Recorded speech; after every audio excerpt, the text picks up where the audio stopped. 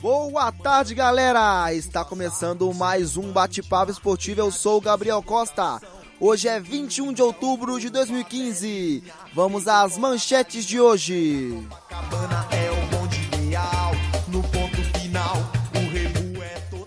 Mano ressalta sua passagem pela Europa. Atlético volta hoje aos treinos para pegar a macaca. Clássico Paulista abre as semifinais da Copa do Brasil. Botafogo tropeça pela Série B. E aqui no estúdio da Rádio Fumec, os comentaristas Breno Galante, Rafael Diniz e Rodrigo Moreira. Boa tarde, pessoal. Tudo bem? Vocês tem jogo da Copa do Brasil hoje, mas vocês não vão acompanhar, não, né? Porque começar a ser cadeira aí. Boa Gabriel, tarde, acho que a gente gosta só do futebol mineiro, avisar pra ele que a gente gosta do futebol em todo. Podemos dizer que eu acho aqui que nós temos uma ala hoje totalmente tricolor.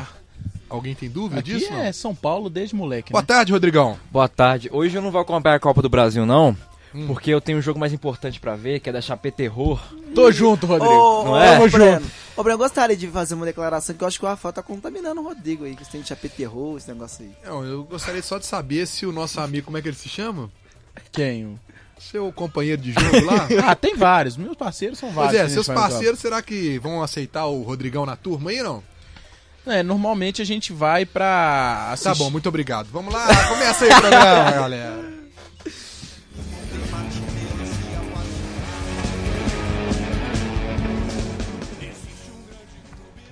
O Leandro Damião, que conseguiu rescisão de vínculo com o Santos na Justiça, tem contrato de empréstimo com o Cruzeiro até o fim do ano e espera a proposta do continente europeu.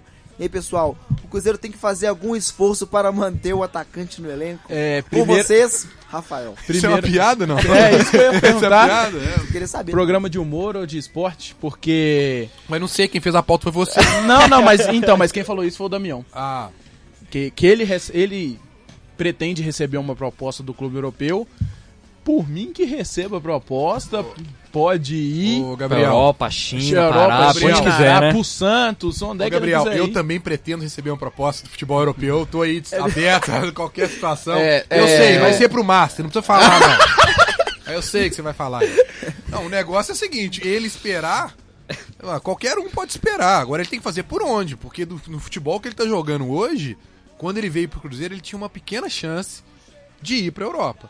Agora, sem jogar, entrando e jogando o que ele não está jogando, eu acho que a chance de algum time, pelo menos de expressão na Europa, contratar ele é quase zero, concorda? Eu acho que se ele tá pensando em Europa, deve ser leste europeu. Ou segunda divisão espanhola. Beleza. Chegou a falar no meio da janela de transferência, nessa janela de transferência agora que ele teve uma proposta do Olympique de Marseille, 60 milhões, mas falar, até papagaio fala, né? Porque se ele tivesse realmente recebido essa proposta... Até papagaio fala, essa aí foi boa. Porque se ele tivesse realmente recebido essa proposta, o Santos tinha vendido ele 60 milhões de reais. Claro. Agora, eu acho que hoje, talvez a maior chance do Damião seria ele buscar um mercado chinês, um mercado, de leste repente, europeu. leste europeu, ou de repente Arábia, sabe? Ou então os Estados Unidos aí. Por falar em Arábia, o time do Everton Ribeiro chegou na final da Champions League Asiática. Ou seja, então aquela sua ideia do Everton Ribeiro voltar de empréstimo ano que vem, você já começa a desistir. E vai enfrentar o time do Goulart. Enquanto dos dois ex-cruzeirenses que lá na Ásia. E você aqui assistindo. E tem o Robinho também lá, time do Goulart. Tem o Robinho, tem o Filipão. E como outros clubes, o Cruzeiro também estuda aderir ao Profut, programa de modernização da gestão e de responsabilidade fiscal do futebol brasileiro, para aderir ao novo modelo de refinanciamento.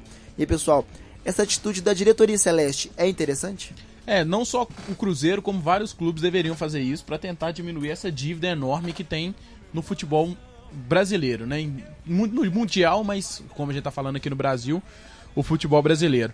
Os times devem muito, contratam mais do que tem, o que pensam só em títulos, em como conquistar e esquecem do dinheiro, do que está devendo. Então a atitude legal do Cruzeiro, vamos ver se vai dar certo, se isso aí vai concretizar mesmo, vamos aguardar agora. Agora, como administrar isso, né, Rafael? Porque olha o que você acabou de falar. Os times só se preocupam em títulos, não se preocupam em sanar as dívidas e tal. Mas se ele não se preocupar em título, ele não vai ter dinheiro para sanar a dívida, porque a torcida cobra o tempo todo um time forte. Pra você ter um time forte, você tem que investir. Gastar dinheiro. Se você tem dívida, como é que você vai gastar para investir? Então, cara, vira um ciclo vicioso. Esse refinanciamento aqui, mas vamos aí ver, né? Tem que arcar com responsabilidade nisso. Porque financiamento não quer dizer, minha dívida ficou liquidada. Não, você tem um compromisso de pagar essas parcelas em dia, tudo certo. E ainda tem, se eu não me engano, tem umas outras cláusulas, e entre elas tem aquela situação de você ter uma maior responsabilidade com o dinheiro do clube. Você não pode ter tantos por cento, você não pode contratar jogador. Na Europa teve uma época que teve isso com o PSG até, que ele não podia contratar, mas agora voltou até o normal. Eu acho que assim, essa questão de refinanciamento é que os clubes não querem pagar as dívidas. Não querem o refinanciamento para não ter que tirar o dinheiro. Né? Realmente não querem pagar. Mas eles querem também. Eles querem, por exemplo, que a CBF ou quem cuida dessa parte financeira esquecer essa dívida para trás e começar a cobrar dali para frente. Eu acho que isso é um tremendo absurdo. Os times devem ter que pagar. Eu acho esse refinanciamento interessante, mas infelizmente os clubes não querem aderir porque não querem pagar as dívidas. Na verdade, eu acho que a única solução para o futebol brasileiro era primeiro ter um teto salarial. Isso tinha que ser uma norma entre os clubes da Série A, sabe? Esse negócio de jogador vir para cá para ganhar 1 milhão, 700 mil, eles deveriam fazer tipo um teto salarial. 500 mil, um exemplo. O máximo que um clube de futebol pagaria seria 500 mil. Ia limitar alguns jogadores. Não tem problema, é limitar para todo mundo. Entendeu? Então a gente poderia saber o seguinte: o cara que é craque no Brasil ganharia 500 mil.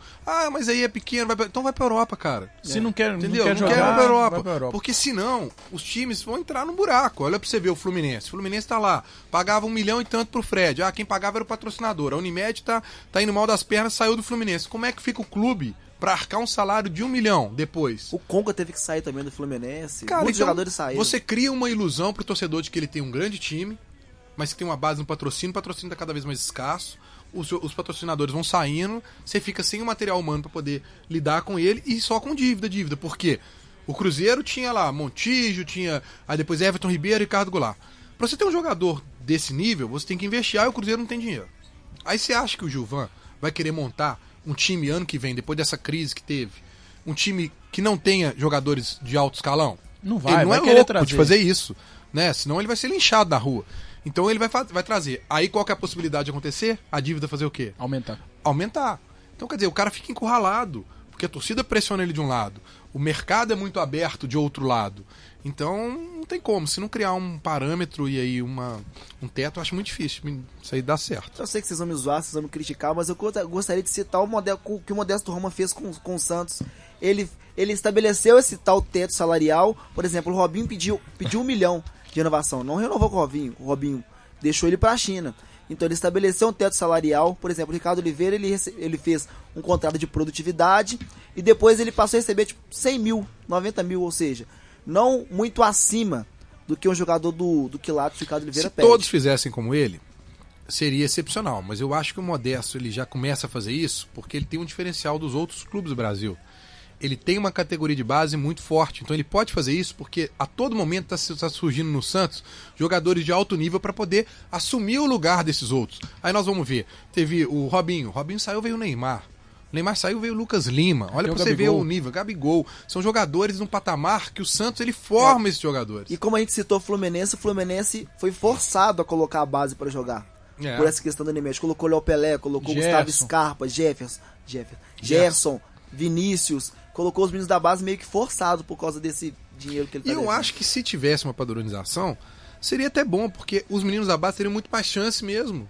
E o futuro do Brasil é isso. São os jogadores de base, aí ele começar com um padrão menor, sabe, de salário e tal, e a torcida tem um pouco mais de paciência. É isso que eu ia falar. Será que a torcida ia entender? Se todos fizessem, ela seria obrigada a entender. O que ela não entende é, por exemplo, se o seu time investir na base e o outro ficar trazendo medalhão. Aí ela não vai entender. Agora, se fosse uma coisa de padronização, aí eu acho que ela entenderia. Com a chegada do treinador Mano Menezes, a zaga celeste virou a terceira menos vazada do campeonato, atrás apenas do líder Corinthians e do terceiro colocado Grêmio. E pessoal, esse rendimento está ligado ao esquema com 3 volantes? Eu penso que sim, porque com esses 3 volantes, principalmente o Williams e o Henrique, que marcam mais, dá mais segurança para os zagueiros que estão fazendo, depois da chegada do Mano Menezes, um belo campeonato. Tanto o Bruno Rodrigues e o Manuel. Você enquadra o Ariel Cabral hoje como um volante? Sim, um terceiro volante. Entendi. Eu não coloco ele como 10, não. Eu acho que também essa melhora da zaga tem-se porque o Mano tá colocando os zagueiros, vamos dizer assim, de confiança, né? Ela tava insistindo, o Luxemburgo tava insistindo no Paulo André. Mas o Paulo André era de confiança do Lucha. Pois é, do Lucha. Então eu acho que não é o termo que você tá usando aí, não é o confiança. Eu acho que ele tá usando o que tá no melhor momento. Melhor momento. Qualidade. Qualidade. Colocou o Manuel, que igual o Rafael sempre comenta aqui, tá fazendo um campeonato muito bom. E o Bruno Rodrigo, que desde o ano passado já vem comandando a zaga do Cruzeiro. E formaram uma boa dupla de zaga. Eu não acho que essa melhora da zaga do Cruzeiro está ligada ao esquema de 3 volantes, até porque o Luxemburgo aderia a esse esquema. Eu acho que vai mais pela característica dos técnicos gaúchos em geral, que priorizam mais a defesa do que o ataque. O Luxemburgo é um técnico carioca lá, futebol, ele não priorizava muito a defesa. O Mano Menezes, o Tite, o Filipão, sim, era um cara que é especialista em defesa, veio de uma escola onde a defesa é a prioridade, então eu acho que ele conversou com os zagueiros, resolveu o posicionamento do Cruzeiro, então eu acho que é mais pela mão do Mano Menezes esse esquema, essa terceira defesa menos vazada. Acho até que o lado individual, se a gente for analisar assim, porque depois que o Mano chegou, o Manuel tá numa fase espetacular, excepcional. O Bruno Rodrigo, muito bem.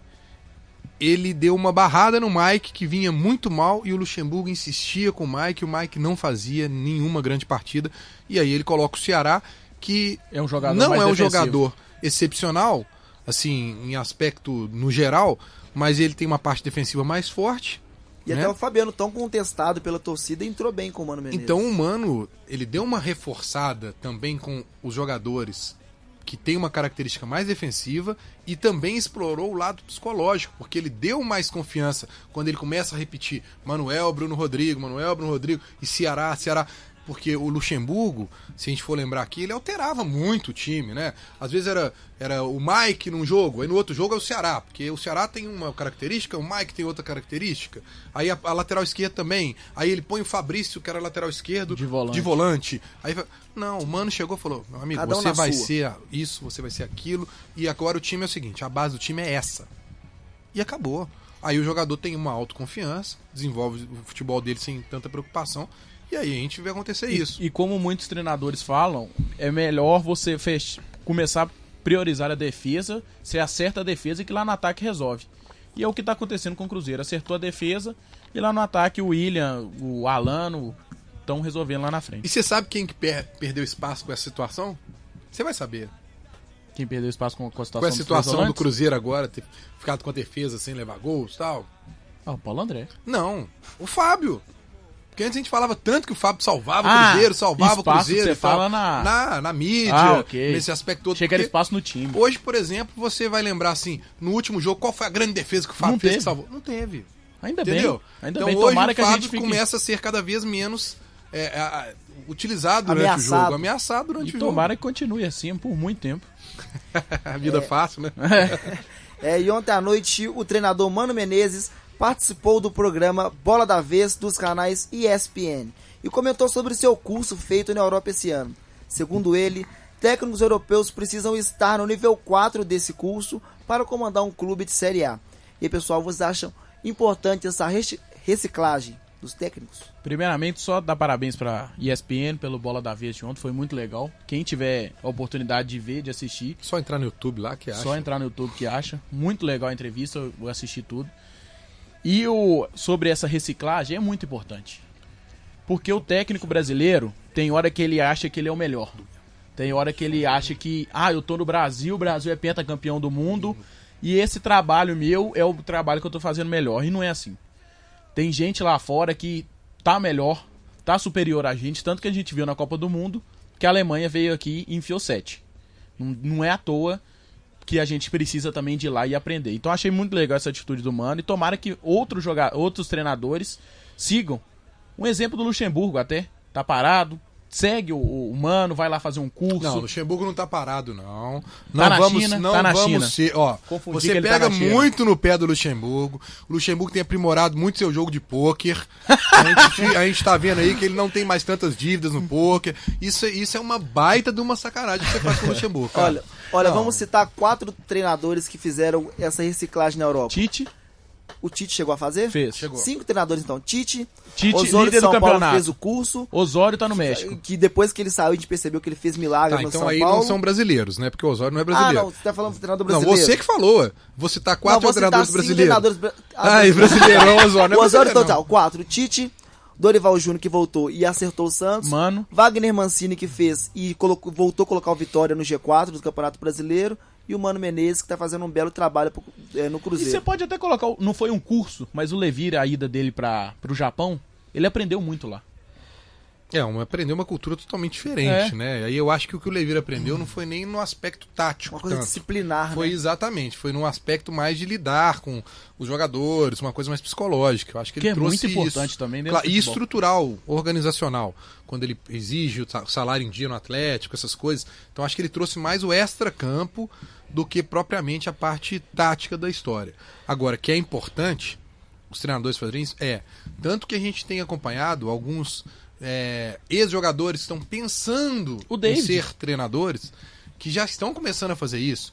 O próprio Belletti é um que tem feito cursos assim para poder se aprimorar. Hoje ele é comentarista, já pensa num futuro. Tem outros tantos que a gente vê que estão passando, né, fazendo estágios. O David tá ali comando, ele tá fazendo. O David como auxiliar. Então, assim, hoje não dá mais pra gente imaginar que o futebol brasileiro é soberano em tudo.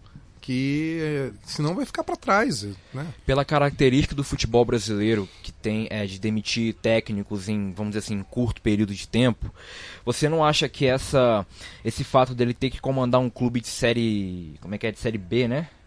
Não, esse curso é o seguinte, ele tem que, lá na Europa, você precisa atingir o nível 4 desse curso para comandar algum clube de série A. Como que atinge esse nível? Você vai fazendo os cursos. Vai fazendo os cursos. Tem o nível 1, você faz lá um X tempo. Em algum período de tempo. Você tem que ter o diploma que você tem o nível 4. O nível 4 pra você ir lá e comandar algum clube de Série A. Tá, aí vem minha pergunta. Por essa característica de demitir os técnicos muito rápido, ou seja, eles têm que buscar um outro técnico muito rápido. Você não acha que isso limitaria a busca de técnico, não? Mas aí eu acho... A busca de técnico, sim, mas aí vai de cada técnico. Aquele técnico que tá querendo... Sai de um clube, mas já vai procurar outro. O Muricy também é outro que foi fazer curso. Sinceramente... Na verdade, isso não é obrigatório. Isso não é obrigatório. Não é obrigação. Eu acho que é assim, uma graduação que o técnico vai ter para poder assumir um time de Série A. Mas eu acho que isso seria importante, se o futebol fosse levado mais a sério e profissional, seria importante, inclusive, para você ter um padrão de salário dos treinadores.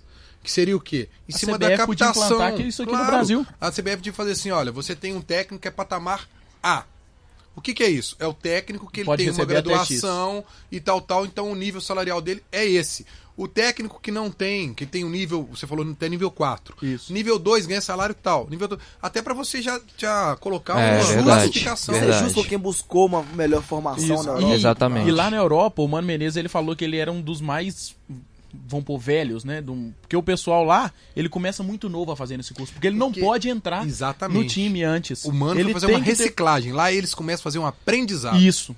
É diferente. É totalmente diferente. E outro detalhe, que eu acho que aí, em cima do que o Rodrigo falou.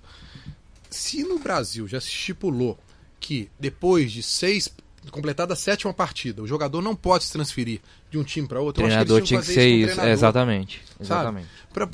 Não tô falando que fosse 7, mas podia criar, por exemplo, 10 partidas. Mas para não ficar para não ficar esse samba todo, porque pro treinador ele tem que ter um pouquinho mais de estabilidade. Se você pegar para olhar, os treinadores que mais fazem sucessos hoje são treinadores que ficam mais tempo no time. Mas o problema é o que se tivesse isso, por exemplo, o Cruzeiro poderia estar sendo rebaixado Mas hoje. aí, deixa eu te contar uma coisa. O Cruzeiro, se tivesse isso, não teria mandado o Marcelo Oliveira embora. É simples. Sim, verdade. Ele não teria contratado o Luxemburgo, porque ele ia pensar duas vezes. Contratou o Luxemburgo por quê? Porque o Gilvan se sentiu pressionado, falou, eu vou trazer o cara, porque se não der certo, amanhã eu mando ele embora. E ele fez isso. E outra, eu vou dar um exemplo de continuidade de trabalho, de sequência. A seleção da Alemanha, ela vive de quê? De Copa do Mundo e Eurocopa. O Joachim Löw, ele perdeu a Copa do Mundo, perdeu a Eurocopa e eles mantiveram ele no trabalho. E deu o que deu. Deu no fruto muito bom. O nosso Gabriel vai saber, porque eu não lembro. É o Ferguson, né? É Alex Ferguson. Sir Alex Ferguson. 40 anos. 40 anos no Manchester. E aí eu te falo, nesses 40 anos foi só sucesso? Não. Foi mais o quê? Não. Foi muito mais sucesso. Muito mais, mas eles insistiram. Não, no começo do Alex Ferguson, ele tomou muita pancada. Sim. Agora, eu vou dar 2 exemplos de times que fizeram 2 acessos, que é o Londrina, com o Tencate, que tem que estar há 4 anos no Londrina, e o Rogério Zimmermann, que está há 2 anos no Brasil de Pelotas. Esse Gabriel, cara, é uma enciclopédia, né? Enciclopédia. É uma enciclopédia. Eu olhei no Google só o nome do Brasil de Pelotas, que o do Londrina eu lembrava, que era o Tencate. O do Brasil de Pelotas está há 2 anos no cargo, o Zimmermann. E se for olhar o primeiro e o segundo colocado... Qual que é o primeiro nome dele? O Rogério Zimmermann. É Rogério Zimmermann? Pô, esse cara é idolatrado lá em Pelotas. Eu vi a entrevista dele em cima do caminhão lá, chegando lá com a classificação. Ele é um cara que... Cara, é o que a gente comenta aqui sobre a longevidade do treinador. O Levi já tem mais de 1 ano. O Tite. O Eduardo Batista completaria se ele não tivesse uma oportunidade que ele achou maior para ir para um centro maior do que o Fluminense. O Tite, quer dizer... O próprio Cuca, alguns anos atrás. O Cuca, nos últimos tempos, foi a maior prova de que você tem que insistir com o técnico. Ele estreou no Atlético, ele teve 7 derrotas seguidas. Qual time que não mandaria esse cara embora? E o Atlético naquela situação ainda de vai rebaixar, não vai brigando, tal, em 2011. Sim. Né? De repente o Calil falou, não, e é ele. Eu vou, tal... Eu lembro direitinho, não sei se vocês se recordam, fizeram um vídeo do Cuca pedindo pra contratar o Pierre. E soltaram o vídeo. O Calil falou, pô, vou confiar nesse cara. Trouxe o Pierre, começou a ajeitar o que ele pediu. Deu daí estrutura saiu a pro Libertadores. técnico. Daí saiu. Mas saiu depois de quanto tempo? 2 anos. 1 ano e tanto depois. Porque né? ficou um ano pra final ser de 2011, do brasileiro, em 2012. Exato, estruturou. E depois 2013. Então, assim, todo mundo tá careca de saber que é isso. Só que, infelizmente, né, a pressão externa, de torcida, de tudo, e interesses também financeiros, pessoal, os presidentes não agem dessa maneira, né? O jogador Ceará deu uma entrevista para a Rádio Globo comentando sobre sua aposentadoria. Vamos ouvir o Ceará.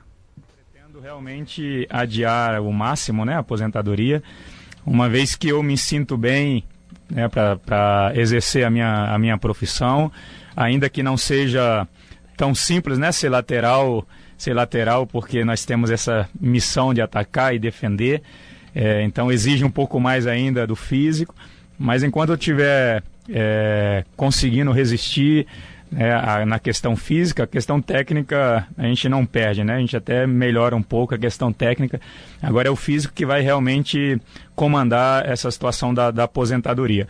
Então eu pretendo ver aí ano a ano, mas eu quero ser muito honesto comigo mesmo, né? E no momento que eu ver que eu não consigo mais, mesmo se eu tiver com um contrato com algum clube, né? Sobretudo com o Cruzeiro, eu sou bem honesto e franco para dizer, não, nós podemos até rescindir o contrato porque não dá mais e encerrar a carreira. Após carreira, né? Obviamente que a gente tem que pensar um pouco, mas isso daí não é algo que eu tenho, vamos dizer assim, elaborado já na minha cabeça, né? O que eu vou fazer. Mas eu tenho já um chamado, né, na questão religiosa e espiritual para ser pastor, e eu pretendo dar sequência nesse chamado pastoral. E aí, pessoal, vocês acham que o Ceará tem ainda fôlego para mais uma temporada? Eu pensei que você ia perguntar. E aí, Rafael, você acha que o Ceará ano que vem fica melhor na lateral ou como pastor? O que você acha, Rafael? Mais uma temporada pro Ceará? Olha, hoje o Ceará tá mostrando que tem condições de atuar na lateral direita do Cruzeiro. Mas ele está mostrando isso porque ele não tem peça de reposição ou porque realmente ele tem muita qualidade? Eu vejo os dois. Eu não vejo o Ceará... Ou seja, então ano que vem o Cruzeiro não precisa de contratar lateral, vai de Ceará. Não foi isso que eu disse, não. Precisa de contratar um lateral, porque o Ceará já tá na fase final ali. Mas o que eu queria dizer é o seguinte, se ele aguentar e continuar mostrando futebol, aí tem que continuar mais um ano. Mas agora, a idade vai chegando. Titular ou como... Não, um ano como e suplente. Ele né? citou ali também que a parte física é o maior problema, porque a parte técnica até aprimora. A parte técnica do Ceará, né, na minha opinião, é indiscutível. Pra mim é um grande lateral, tanto que parou o Ronaldinho. Pra quem lembra, em 2006. 2000 e quanto? 2006. E diz o Rafael, o Rafael falou que quem vive de passado é museu. Só vou lembrar isso. Só vou lembrar isso. Mas é verdade. Mas quem vive de passado é museu. Mas então tá ele bom. ainda continua mostrando futebol. Daqui a pouco você vai querer que contrate o Gabiru, porque ele fez o gol do título do Inter, frente ao Barcelona. Que parou o Vitor Valdez. Se quiser contratar o Pato que tava lá também, eu não importo não, Cruzeiro. Então, se ele continuar mostrando qualidade, eu acho que não tem problema nenhum dele continuar no elenco do Cruzeiro. Se não aguentar o peso da idade, o peso do cansaço, que ele não vai aguentar mais, aí, muito obrigado por tudo. E vai viver sua vida de pastor. Eu acho que você pode deixar o Ceará ali meio de stand-by, ali de reserva, pra ser como se fosse um orientador, assim, pros meninos que estão chegando agora, assim como o Renato e o Elano fazem. A tendência pra mim do Ceará é ele se transformar ano que vem no que foi o Tinga esse ano pro Cruzeiro. Um jogador que tá no grupo, que às vezes não vai ser muito utilizado, mas vai ser um jogador que vai dar um apoio de grupo e tal, palestra, aquela coisa de força, acompanhar o grupo. Agora, se for para olhar, eu acho na questão financeira, na questão tudo, eu acho assim, o Cruzeiro tem que se transformar num time ano que vem, com um treinador bom que tem, com um sistema tático que tem, um time altamente competitivo para entrar, para vencer as partidas. E aí eu não vejo hoje, nesse futebol dinâmico, moderno e rápido, um espaço maior para o Ceará fazer isso com competitividade. Então acho até que se ele de repente não se sentir bem para jogar, acho que o Cruzeiro deveria aposentá-lo e dar uma chance para que ele participasse de repente da comissão técnica do Cruzeiro, como tem o David, para ser um lateral que ajudasse os meninos a começar a aprender a cruzar bola, posicionamento, essas coisas, entendeu? Valorizar mais esse tipo de jogador. Também, como era na época que ele estava na base. Porque ele tem uma experiência, já tem um amor pelo Cruzeiro e já demonstrou aqui, né, com essa história de ser o pastor, de que ele vai fixar raízes em Belo Horizonte. De repente você une o útil ao agradável. E agora são 12h58. A gente volta daqui a pouco com o bate-papo esportivo, falando tudo sobre a preparação do Atlético para enfrentar a Ponte Preta no fim de semana. A gente volta já. Você está...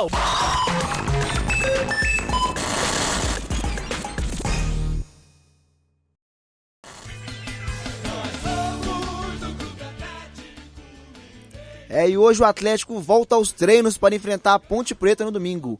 A Ponte Preta vem de 7 jogos de invencibilidade no Brasileiro. E pessoal, o que podemos esperar desse jogo?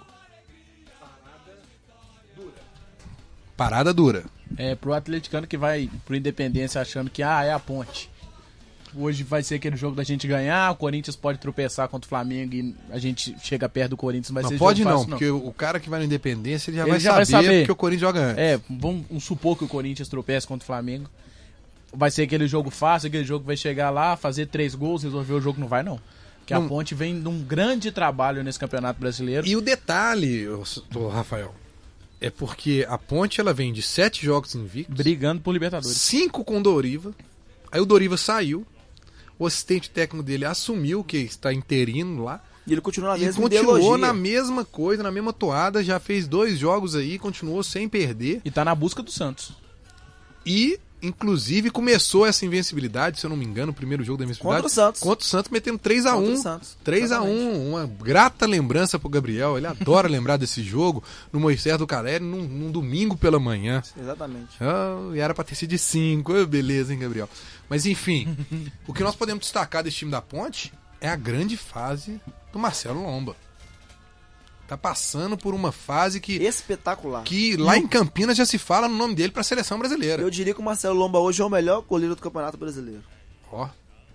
Que moral, hein? E o Birubiru também tá fazendo um grande campeonato, né? E tem o folclórico Alexandro, o homem de que a bola bateu na sua mão, tocou mais ou menos. O Maradona de Campinas. Tinha que ter, né, bicho?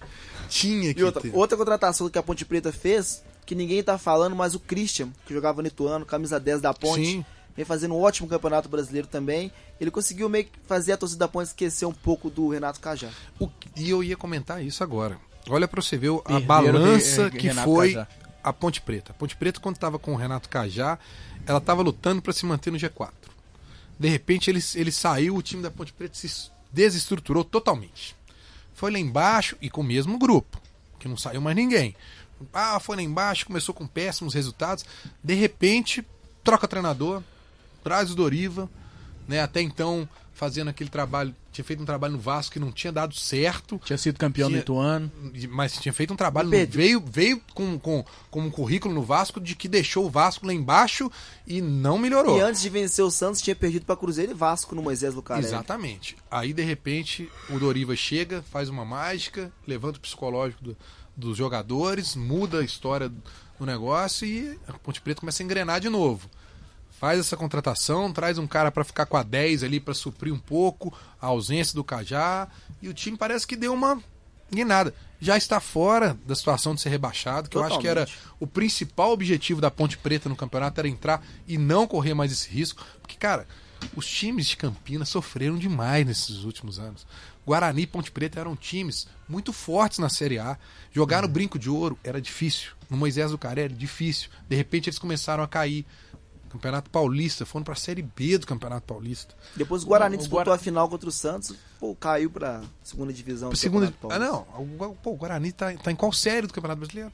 Na Série Não, D. teve até aí do Guarani. Épocas atrás teve até gente falando do Guarani fechar. Que o estádio vai ser... Então assim, o futebol de Campinas está começando a reestruturar. É um polo, né, forte no Paulista lá. Então, eu acho que a Ponte Preta, se o Atlético entrar com salto alto, o negócio vai ser feio, né, não, Rodrigão? Cara, eu acho que o jogo vai ser difícil, obviamente, mas, tipo, ele já vai saber o resultado do Corinthians e a torcida também já vai saber o resultado do Corinthians. Ou seja, dependendo do resultado, a torcida pode entrar mais inflamada dentro de campo, não, lá no estádio. E eu acho que isso vai fazer com que os jogadores entrem com mais, vamos dizer assim, garra dentro de campo. E se o Corinthians vencer? Vai continuar a mesma coisa, porque se o Corinthians vencer... Eles vão continuar com a mesma garra? Vai abrir 11 pontos de vantagem. Vai abrir 11 pontos de vantagem se o Corinthians vencer. Ou seja, então o Atlético vai estar motivado de qualquer jeito. Vai estar motivado de qualquer jeito. Só que eu acho que se tiver um resultado contra no Corinthians, os atleticanos vão entrar muito mais vontade. Porque vão conseguir diminuir, vão pelo menos tentar diminuir essa diferença para de novo 5 pontos. Para que o próximo jogo é Atlético Corinthians. Exatamente. Se caso isso venha acontecer... Aí pode cair para 3. Sim, caso isso venha acontecer... Para 3 não, para 2. Para 2, exatamente. Se o Atlético ganhar do Corinthians, pode cair para 2 pontos. Aí fica de 3, fica para um jogo só. E aquela tese minha vai... Já falei isso para o terceiro dia seguido. Você tem certeza? Vai no terceiro dia seguido. Então fala. Não vou falar. Rafael, eu inibi, ele fala. Porque nos últimos jogos estava fazendo contas. Aí ele mudou o que ele falar. E vi que... Não, vai ser a mesma coisa. Vai. E vi que o Atlético, quando joga depois ou junto com o Corinthians, tem resultados piores. Vamos ver dessa vez, vamos aguardar o domingo aí. Rafael fazendo contas para o Atlético. É o Oswald de Souza aqui da Rádio Fomec. O jogo deste domingo entre Atlético e Ponte Preta pela 32ª rodada do Campeonato Brasileiro terá a arbitragem de Sandro Meira Hit. E pessoal, é um bom nome para comandar essa partida entre Atlético e Ponte Preta? Eu não acho um bom nome. Eu acho o Sandro Meira Hit um árbitro bem polêmico. E a gente já conhece lá essa história da torcida atleticana pegar no pé do CBF, pegar no pé do juiz da partida. Eu acho que devia ter colocado um juiz mais, vamos dizer assim... Com menos nome? Não, que esteja melhor no campeonato. Aquele juiz grandão, como é que ele chama? Anderson Daronco. Anderson Daronco, esse mesmo. Pra mim, esse jogo... É porque todo mundo tem medo do cara, ninguém vai reclamar do cara. Esse jogo deveria ter colocado um juiz tipo ele. Pensando nessa linha do Rodrigo, eu acho que a arbitragem vem sofrendo muitas reclamações nesse Campeonato Brasileiro. E o Anderson Daronco, na minha opinião, é o único árbitro regular nesse Campeonato Brasileiro. Todos vêm passando por uma oscilação, assim, de apitar jogos bons, apitar jogos ruins. E, assim, dentre esses árbitros que têm oscilações, o Sandro Meira Hit, na minha opinião, é o melhor nome. O Rafael tem gratas lembranças de Sandro Meira Hit, né, Rafael? Vulgo Corinthians e Cruzeiro no Pacaembu. Eu não gosto muito do árbitro. Entendeu? Não vejo que ele... Não que não tenha qualidade para apitar, mas tem muitos erros na sua carreira. E o Atlético pode sofrer problemas. E o Atlético ele tá com 8 jogadores pendurados. E ele vai... Está na pauta aqui, desculpa, eu já tô atropelando, mas... vai entrar... Até torcedores estão falando que escalaram um árbitro em um jogo que antecede do Corinthians com o Atlético com 8 jogadores pendurados. Gente, o Corinthians tem 6. Eu só acho assim, o Atlético foi até a CBF e fez um pedido para a CBF. Para a comissão de arbitragem, aliás, para Sérgio Correia. Nós queremos agora só árbitros FIFA para apitar o jogo do Atlético. Sandro Meirahit é um árbitro FIFA. Sim. Então, a comissão de arbitragem acatou um pedido do Atlético. Ponto. Se o Atlético se acha muito mais prejudicado, deveria então ter virado e falado assim, eu só quero que o Runco apita meu jogo, o Daron apita meu jogo. Não é não? Eu acho que não pode ser também tão radical. Eu acho que se o cara ele é árbitro FIFA, ele já tem uma qualificação maior. Então tem que dar uma credibilidade para ele. Se ele vier a errar depois, tudo bem, mas eu acho que ia ficar sofrendo antes da hora, porque senão é igual o Gabriel falou, todos os árbitros têm algum jogo que ele fez algum tipo de lambança, ou ele errou, seja com intenção ou não. Não vai ter árbitro para apitar no Campeonato Brasileiro. Você já tem que pegar só isso. Pô, um cara tem qualidade? Tem, é árbitro FIFA. Então ele não apitou, não é o primeiro jogo que ele tá apitando, sim, não é o segundo, pressão ele já tá acostumado, já tem histórico e tal. Cara, confia. E agora tem que mais se preocupar com o time. Agora tem que jogar bola. Vai jogar bola. Tem que esquecer com a arbitragem, entrar em campo. Jogar bola. E assim como o Rodrigão falou aí, o Atlético possui 8 jogadores dependurados com 2 cartões amarelos. São eles: Vitor, Leonardo Silva, Gemerson, Douglas Santos, Dátolo, Josué, Cárdenas e Patrick. 2 perguntas. Como vocês acham que esses jogadores devem se comportar no jogo contra a Ponte? Com cautela ou sem se preocupar com os cartões? Deixa eu só fazer mais uma terceira pergunta. Eu já sei que você vai falar. Primeiro você tem que responder só fazer a terceira pergunta. Eu tenho certeza que eu sei que ele vai falar sobre alguém. Então aqui, vamos lá. ver? Ô Breno, você quer que o Patrick tome o terceiro cartão amarelo para não poder enfrentar o Corinthians? Não, deixa pra eu responder essa pergunta. Ele vai fazer outra pergunta. Na hora que ele falar outra pergunta. Aí você responde. Aí eu vou responder. Ok. Então, a primeira é, como vocês acham que os jogadores devem se comportar no jogo contra a Ponte? Tem que entrar como se fosse um jogo normal. Eu também acho, tem que não jogar tem que jogo. ficar preocupando que se tem amarelo, não, porque se ficar preocupando que tem amarelo, não ganha o jogo. A Ponte pode ir lá e acabar fazendo um gol numa jogada, por exemplo, o cara tira o pé, o jogador do Atlético tira o pé. Vamos supor aqui, vou pegar o Leonardo Silva. Tira o pé, o jogador da Ponte passa, faz o gol, acabou 1-0 pro Atlético. O que adianta ter o Leonardo Silva na próxima partida? Pra Ponte, desculpa. O que adianta ter o Leonardo Silva na próxima partida se já vai estar 11, por um exemplo, o Corinthians ganhando 11 pontos do Corinthians? Tem que entrar com tudo e fazer o máximo pra ganhar da Ponte, esquecer cartão. E eu acho que o Levi já tem, e os jogadores já têm um preparo psicológico para isso, porque contra o Sport, os 8 estavam despendurados, ninguém levou cartão. Levou o Carlos, que foi expulso, que nem na lista de pendurado ele estava. Levou 2 amarelos, ou seja, contra o Sport também era um jogo difícil, né? Levou de 4 e tal, mas eu acho que os jogadores, por exemplo, o Leandro Donizete, que era um jogador que tomava muitos cartões, nem nessa lista está. Por quê? Porque já tem sido feito um trabalho psicológico do Levi com o que a gente falou jogadores. No bloco do Cruzeiro, que ele pegou lá no Japão, essa coisa psicológica, do jogador, mais do jogador começar a avisar a bola, aí entra uma série de fatores, entra o condicionamento físico que a gente falou ontem, o jogador não chega atrasado, porque tem condicionamento físico para acompanhar de perto a jogada, aquela situação de não reclamar, não ficar ganhando cartão bobo, igual o nosso amigo Williams do Cruzeiro de vez em quando ganha cartão bobo, de bobeirinha, de reclamação, tal. O Gabigol foi expulso o dia por causa de reclamação. Então assim, o Atlético já tem uma diretriz em cima disso. Então eu acho que os jogadores têm que entrar com um foco. Eu acho que assim, vencer. Eu acho que assim, muitos ouvintes que estão nos ouvindo aqui estão falando assim, nossa, o Atlético tá com... Eu acho que eles estão assim, o Atlético tá com 8 jogadores pendurados, é um time muito indisciplinado, mas eu acho que é o contrário. Isso tá acumulando desde o início do campeonato e foi estourar logo nas últimas rodadas. Sim, ou seja, se eu não me engano, mostra um time muito disciplinado no campeonato. Se eu não me engano, nas primeiras rodadas o Atlético era o time mais disciplinado do campeonato, né? Era, fair play. Tava concorrendo ao troféu fair play com menos cartões. Agora vamos para outra pergunta. E desses dependurados, qual seria o maior desfalque frente ao Corinthians se tomasse o terceiro cartão? Agora, antes dessa pergunta, Breno, minha pergunta, eu já vou responder favor. O seguinte, qual seria o maior desfalque se levasse o terceiro cartão? Com certeza não seria o Patrick. Com certeza, Isso eu posso dizer, com certeza não seria o Patrick. Eu não vou desejar que o Patrick ganhe o terceiro cartão, mas de maneira nenhuma. De maneira nenhuma. Nenhuma. A defesa do Atlético tá toda nem se ele for meia direita no jogo contra o Corinthians. Cara, não fala isso não. Brinco com coisa séria, não. Eu acho que ele tem que ser uma opção de banco pra lateral direita, ponto.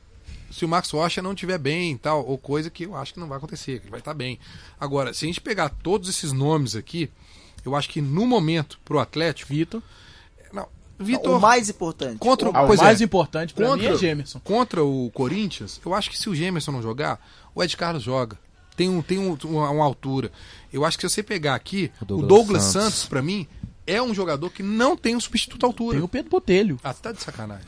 É com o Corinthians. Hoje o Rafael veio aqui pra ficar zoando. Com todo mundo. Não é ficar zoando, não. Então tá bom. Não é, Breno, isso aqui foi uma brincadeira que eu sei que o Breno não tem aquela aptidão pelo Mas eu também acho. O Douglas Santos é o... O Douglas Santos é o mais importante, mas o Gemerson, se o Ed Carlos joga, o Atlético fica com uma zaga muito lenta. Mas, ô Gabriel, vamos imaginar o seguinte.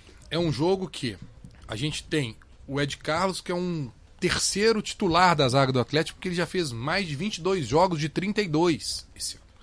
Então ele tá sempre entrando, ele já tem uma situação. É um jogo que o Atlético está mais preocupado em ganhar, vai precisar de ter uma força ofensiva dos dois lados. Poxa, você não tem um lateral para avançar para fazer o lado esquerdo, como o Douglas Santos, e você colocar um Pedro Botelho, que ele é questionado. Primeira coisa que o Tite vai fazer, vai pegar o Michael, vai pegar o Wagner Love e falar assim, joga no Pedro Botelho. Você vai jogar na esquerda, em cima desse cara, porque se o Apodi pode acabar com esse cara, você também pode. Se o Apodi pode acabar. É isso. Então eu acho que hoje ele é um cara importantíssimo. E dessa lista aqui, eu só fico chateado, que eu acho que o Levi podia ter tido um pouquinho mais de malandragem, na questão do Dátulo tá nessa lista. Porque pra mim, nesse último jogo contra o Sport, eu teria levado o Dátulo. Só pra levar cartão. E faltando 5 minutos, 4-1, eu entrava e falava, Dato, entra. Dá uma porrada. Você faz uma falta normal. Na hora que o juiz for pegar, bater a falta, você dá um bico na bola com disciplina que você vai ganhar um amarelo. E aí ele ganha o amarelo, fica fora da Ponte Preta e entra limpo pra pegar o Corinthians. Faltando 5 minutinhos ali. 5 minutinhos, pô. Ou então leva. Se tivesse um jogo pau a pau, então não faz isso. Mas eu acho que não custava levar ele pra, se tivesse essa oportunidade, porque igual 4-1. O Breno tá querendo entrar com um lado mais negro. Não, cara, não é isso. Lá, toma o cartão. Não, mas eu acho que deixa eu te contar uma coisa. É questão de malandragem. O que eu estou falando aqui, vários times fazem. Com certeza. Só não é aberto ao público. Vários treinadores, quando o jogador tá pendurado, ele vira e fala assim, força a sua expulsão. A seu terceiro cartão. Então você vê no final de jogo lá, às vezes o cara faz uma faltinha, levou o terceiro. Não, o cara já estava definido. O Ronaldinho no Atlético várias vezes fez isso. Sou amigo do Alexandre, o Alexandre falava comigo antes do jogo, Ronaldinho tá com 2, hoje ele vai levar o terceiro. Eu lembro direitinho, não lembro qual jogo foi. 42 de segundo tempo, nada, e de repente o Ronaldinho abaixou pra arrumar a chuteira, o cara foi bater a falta, ele deu um totozinho na bola, o juiz chegou lá com um amarelo, eu falei, olha só, cara, vai ter festa em Lagoa Santa no final de semana, hein? É isso, cara, é malandragem, pô. E agora falando do principal rival do Galo na busca pelo título, o Corinthians, que pega o Flamengo no domingo, tem 6 jogadores com 2 cartões, o Cássio, Renato Augusto, Elias, Wagner Love, Malcom e o Danilo. Qual desses, se tomasse o terceiro cartão, seria um grande desfalque para o Corinthians frente ao Atlético? Eu acho que a situação do Corinthians está pior que a do Atlético. Renato Augusto, sem dúvida. O pilar do meio de campo do Corinthians está todo pendurado. Elias, Renato Augusto. Nesse caso, a situação Jadson do Corinthians, para pensar no próximo jogo, está pior para o Corinthians. Vamos colocar aqui Cássio. Não deve tomar cartão, mas é um goleiro que está fechando o gol do Corinthians. Renato Augusto está fazendo um baita campeonato. Hoje é um dos melhores meias do Brasil, se não for o melhor. Elias chega toda hora no ataque. É o elemento surpresa. Seleção. Wagner Love faz seus golzinhos. Tem feito, inclusive. Tem feito os gols. O Malcom é o menino da velocidade. Eu acho. O Danilo é reserva. E o Danilo é reserva. Eu acho que o maior desfalque seria o Renato Augusto. Também acho. Porque ele é o único jogador que faz essa manutenção entre volantes e meio de campo e ataque. Ele não tem outro jogador no Corinthians substituto que faça essa manutenção. O único que poderia ser mais grave se o Corinthians perdesse, ele não tá na lista, que é o Jadson. Porque depois são os 2 jogadores mais importantes do Corinthians. Com certeza. Jadson e Renato Augusto. Ou seja, a torcida atleticana vai secar o Renato Augusto. Tem 2 missões no domingo. É torcer pro Flamengo e torcer pro Renato Augusto, o seu ex-time. O Flamengo. Flamengo. Tomar o terceiro cartão, de repente vai, né, que ele dá uma maciada lá, não sei o que. Então, quem sabe? Não mandam mala branca pros times? Não mandam? Manda cartão amarelo. Manda o Guerreiro e o Sheik dá uma provocadinha. Quem ali. sabe o Atlético não manda lá um pacotezinho turístico pro Renato Augusto, passar umas férias, lá, pagodezinho lá no Rio, Renato. Aí, Ronaldinho fazer uma festa lá, vamos lá. Pô. E agora são 1h18. A gente volta daqui a pouco com o bate-papo esportivo, falando sobre os jogos da Copa do Brasil.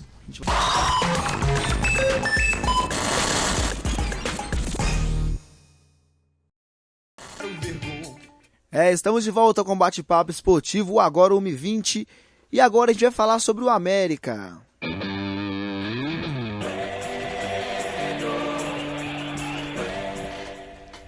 A boa atuação de lateral esquerdo Brian pode colocar dúvida na cabeça de Giovanni Oliveira. O jogador substituiu o Xavier no jogo contra o ABC e o técnico gostou da atuação. E pessoal, quem vocês colocariam como titular? O Brian só saiu porque ele estava machucado, né? Porque ele fez um baita campeonato mineiro, né? Todo mundo se recorda que, não sei se chegou a ser eleito, se não foi o gol mais bonito, um dos mais bonitos do Campeonato Brasileiro, contra o Atlético, né? Exatamente. E, inclusive, ele chegou a ser emprestado para a Portuguesa, né? Depois voltou, não adaptou, enfim. Eu acho que é um grande jogador que está em ascensão, que ele tinha tudo para poder buscar, inclusive, um outro time de maior porte quando acabasse esse campeonato. A contusão atrapalhou. Acho que quando você não improvisa, é bem melhor. O Xavier é um meio de campo, é um meia. Então eu acho que ele deveria confiar, dar esse voto de confiança aí para o Brian, que eu acho que já tem uma qualidade maior e é um jogador de ofício, da lateral. Concorda, Rodrigão? O Brian, eu acho que ele foi eleito lateral esquerdo do Campeonato Mineiro, não foi? Não, acho que foi o Douglas Santos. Douglas Santos? Não foi, Gabriel? Acho que foi o Douglas Santos. Foi o melhor lateral esquerdo, foi o Douglas Santos. Então, mas eu acho que o Gosto falou, o Brian saiu por contusão. E eu acho que se o Brian não tivesse saído, o América ele poderia, vamos dizer assim, estar numa situação mais confortável, porque alas de qualidade, hoje em dia no futebol, faz muita diferença dentro de campo. E o Brian é um deles. E, Breno, eu quero levantar outra pergunta aqui. Com essa iminente saída do Marcos Rocha, o Brian não seria um lateral... Não, mas o Brian é lateral esquerdo. Não, o Brian é lateral esquerdo. Ele seria um bom reserva pro Douglas Santos. Eu acho que dentro do elenco do Atlético, se a gente falar em Pedro Botelho, em Emerson Conceição, ele seria uma boa. Mas eu estou confiante muito de que o Mansur, que tá lá, possa vir a ser esse jogador, né? Mas, enfim, espero que o Givanildo não crie mais nenhuma de professor Pardal. Põe logo o Brian e resolve a situação. E o Botafogo perdeu para o Ceará por 1-0 com lance polêmico no Engenhão, porém se manteve líder da Série B. O que vocês acharam desse lance? Foi pênalti ou não? Estamos assistindo agora aqui de novo, aqui na tela. A minha primeira impressão vamos ver pro outro ângulo, olha lá. Pênalti. Vamos ver aqui agora. Ó. Nós estamos assistindo, o jogador toca na bola e o Jefferson tira os braços e não toca. Não foi exatamente nada. Não foi nada. O Alex Amado foi muito ali... maroto no pênalti. Ele não teve nada de amado no lance. E eu né? vou te falar uma coisa, o juiz estava muito bem colocado, e vou te falar outra coisa. Nossa, ele bem tirou feito pro totalmente Botafogo, o tá braço. na hora dos cariocas levarem ferro também, viu? Só o Atlético Cruzeiro que fica sendo roubados aí, tá na hora deles sentirem um pouquinho o peso. E o Botafogo já é líder aí, então é pra poder Não vai fazer diferença nenhuma. Não, vai fazer diferença porque vai ficar mais disputado ainda esse título, com vitória ali, grudando no Botafogo. Então foi um resultado que foi surpreendente, porque o Ceará tá muito mal no campeonato, ganhar do líder fora de casa no Rio, mas enfim, eu fiquei sabendo, não sei se é verdade, eu li a respeito que o Jefferson tava pé da vida, que o juiz pediu desculpa, que errou depois ele do jogo. Foi no vestiário do Botafogo pedir desculpa. O que eu acho também que ele não deveria fazer, né? Jefferson o juiz. Eu acho que se ele errou, beleza, ele pode vir a público, mas ele ir no Botafogo dentro do vestiário, não. Né? Ele pode vir a público e falar pra todo mundo, ó, eu errei. Porque senão parece que é uma coisa tendenciosa, que depois no próximo jogo que ele é pitado do Botafogo, ele vai sentir a obrigação de dar fazer um pênalti algo, ou entendeu? tirar um pênalti. Então vamos lá, vamos de raio-x agora. Raio-x. E hoje à noite nós temos as semifinais da Copa do Brasil. Em uma delas, o São Paulo pega o Santos. E o São Paulino Christian Castilho, colunista do Radar da Bola, comentou o clássico. Vamos ouvir. Bom dia a todos do Bate-Papo Esportivo, aqui é o Christian de Avaré. A expectativa sobre o jogo do São Paulo hoje é uma vitória do Tricolor, 2-0. 2 gols do Luiz Fabiano, que adora comer peixe. Hoje Michel Bastos volta, um grande reforço. Temos Allan Kardec no banco, um grande reforço também. Hoje jogaremos com Pato, Ganso, Michel Bastos e Luiz Fabiano. Se esses 4 conseguirem tocar a bola, poderá ser jogadas boas, que podem ressaltar gols. A equipe do Santos é uma equipe qualificada, tem Ricardo Oliveira, tem Lucas Lima, tem o Vanderlei. Ricardo Oliveira vem numa crescência incrível. Tem o Gabigol também, que vem numa crescência incrível. E eu acredito que o São Paulo saia com a vitória. Tá na hora do São Paulo mostrar isso, tá na hora do São Paulo passar do Santos em semifinais. Ultimamente está muito difícil para a gente. Não contaremos com todos os torcedores no Morumbi, pois a torcida tá de mal com o time, tá de mal com a administração do clube, que cobra muito caro pelos ingressos. Enquanto os ingressos forem lá em cima, a torcida não vai lotar, não vai voltar a fazer aquela festa no Morumbi. Eu acredito que o Doriva vá com...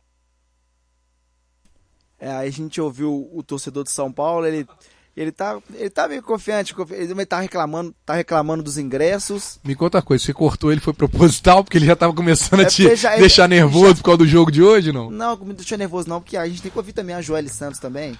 Ah, tem? No blog. Mas deixa eu te falar, nós já temos aqui o raio-x do Santos. É o próprio Gabriel Costa. Gabriel, e o Santos? O que você espera do Santos hoje? Então é verdade. Então é verdade. Eu tô levantando a bola pra ele, vi falando do Santos aqui, fala hoje. Realmente, hoje eu espero um Santos. Eu vi o Renato dando entrevista, ele falando que o Santos tem que ir lá pra buscar empate, tem que ir lá pra... O São Santos é favorito, mas que pode vir uma surpresa desagradável. Eu acho que não. Eu acho que o Santos tem que jogar do mesmo jeito que ele vinha jogando na Vila, porque justamente os comentaristas questionam isso. Questionam por que o fato do Santos jogar muito bem na Vila, pressionando a marcação, e fora de casa não consegue jogar tão bem assim. Eu acho que o Santos deve realmente pressionar a marcação. O Santos tem a volta do Giovânio, apesar de começar no banco. É uma boa opção pro segundo tempo. Seu placar, antes que você fique o meu placar, enchendo muita bola do Santos. O meu placar, 2-1 pro Santos. Normal. Rafael. 2-0 pro Santos. Rodrigo. 2-0 Santos. Eu vou contrariar. Eu acho que o São Paulo ainda tem força no Morumbi. Eu acho que o aspecto de jogar fora de casa, e por ser uma decisão, e o São Paulo sabe disso e vai entrar com tudo para jogar com o Santos, porque ele sabe que se até um empate para depois tirar isso na Vila é difícil. Então eu acredito na força de algumas peças individuais de São Paulo no momento de decisão, como o Luiz Fabiano, como o próprio Rogério Ceni com aquela coisa da sua palestra antes do jogo para motivar os jogadores. Eu acho que o São Paulo ganha de 1-0. Eu acho que o São Paulo, com essa crise que está passando, vai ser, vamos dizer assim, presa fácil para o Santos. Eu acho que é pelo contrário. Mas vamos lá. E na outra semifinal, o Palmeiras pega o Fluminense fora de casa. O time paulista vem com 5 desfalques. Será que com isso o time carioca tem vantagem? O jogo vai ser onde? Vai ser no Maracanã. Pra mim, da Fluminense. Lembrando que o Fluminense também, tem os seus jogadores com a base mais de meninos, Que foi o que a gente viu nesse final de semana contra o Cruzeiro. Scarpa. E a gente viu que esses meninos ainda não têm, uma qualidade para estar no time do Fluminense. Então acho que tudo bem, o Palmeiras tem os desfalques, mas ele tem um elenco bom. Ele tem peça de reposição. Marcelo Oliveira tem peça de reposição. Só que o Amaral vai jogar hoje. Esse é o problema. Só que, e lembrando que é o primeiro jogo. Pro Palmeiras sair com um empate é um ótimo resultado. Eu, inclusive, acho que vai dar empate esse jogo. Pra mim dá 1-0 Fluminense. Eu acho que dá 2-0 Fluminense. Eu acho que fica empate também. Vocês dois estão querendo o que com a Maria Amélia? Você fala agora no ar, já pede pra ela de uma vez. Eu vou dar minha opinião, acho que o Eduardo Batista conseguiu meio que acertar. Apesar de ter errado no jogo contra o Cruzeiro, ele conseguiu meio que acertar esse time do Fluminense. Ele conseguiu dar um padrão. Hoje você sabe quem é o time titular do Fluminense. Então eu acho que Você sabe? Sei que é o time titular do Não, Fluminense. você não sabe. Porque Sei contra o que é o Cruzeiro time você achava que o Jean ia na lateral direita e de repente surpreendeu e colocou um menino. É porque o Eduardo Batista treinou um time a semana inteira e chegou na hora do jogo e ele mudou. Então você não sabe. Eu Quem falei sabe antes, é só o Eduardo Batista. Mas eu falei antes que ele errou, apesar dele ter errado. Contra o Cruzeiro, eu falei. Apesar Você dele ter acha errado. que o Eduardo errou? Perguntar pra ele, de repente ele acha que ele não errou. Ele errou na escalação do Não, de Fluminense. repente ele acha que ele não errou. Ele acha que o na Cruzeiro é escalação. que foi muito bem. Ah, Não, mas eu ele acho que errou ele nesse errou. caso. Lateral direito ele errou. Ele errou Sabe na o que eu acho que escalação. pode dar motivação pro Palmeiras nesse jogo? É o fato de na outra semifinal só ter paulista. Tem 2 paulistas e eu acho que, tipo, o Palmeiras passar pra uma final, lógico, contra o Paulista e ganhar em cima do rival, eu acho que dá uma moral muito grande. Falei que esse Rodrigo é meio estranho. Rodrigo, você acha que o Palmeiras tá preocupado com outro jogo? O Palmeiras tá preocupado em ganhar do Fluminense agora e fazer a final com o São Paulo, Santos, Atlético, Cruzeiro. Que isso, cara? Os caras não estão preocupados agora, final não. Que é essa aí? Não, qualquer que eu te falar, se fosse a final com o Ituano, o Palmeiras com o Ituano que você fala? O Palmeiras não tá preocupado. Ele tremeu, Gabriel. Foi mal. O Palmeiras tá preocupado, bicho, é com o jogo contra o Fluminense agora. Sim, mas eu acho que pode dar uma motivação extra. A motivação pegar um rival é ir pra final. Sim, Independente de quem quer que seja. Inclusive o Marcelo Oliveira tá rezando, porque se não for, meu amigo, essa torcida do Palmeiras vai arrebentar. E se for também, ô Gabriel, um aviso aqui já pra você. Se você passar se o Santos passar do Santos, se o Santos passar do São Paulo hoje, o passar do São Paulo semana que vem e o Palmeiras também passar, pode comemorar. Eu pensei que ele ia falar, vou fazer uma aposta aqui da Palmeiras. Não, o título é do Santos. Porque o Marcelo Oliveira pipoca na final. Nós vamos fazer o seguinte, dependendo de quem for nessa final, se o Santos chegar, porque não sei se vai, nós vamos fazer uma aposta no ar aqui com o senhor Gabriel e vai ter que cumprir se perder. Ok, tranquilo. Ok? Vocês dois, eu sei o Rafael. Estamos chegando... você não! Estamos chegando ao final de mais um bate-papo esportivo com produção dos alunos de jornalismo da FUMEC, apresentação de Gabriel Costa, comentários de Breno Galante, Rodrigo Moreira e Rafael Diniz. Lembrando que temos reprise do programa hoje às 7 horas da noite pelo site www.radio.fumec.br. E vocês não esqueçam esse bom final de semana. Eu vou tirar. É uma pegadinha pra ver se você cai. Isso aí é pra você motivar a gente? Pro final de semana? Isso aí. Então beleza. Uma boa quarta-feira, boa Brasil, Champions League, Gabriel, tudo mais. Boa sorte pro São Paulo, um grande abraço. Boa Até sorte, amanhã. Gabriel. Galera, um abraço. Vamos lá, Santos, 2-0. Você ouviu?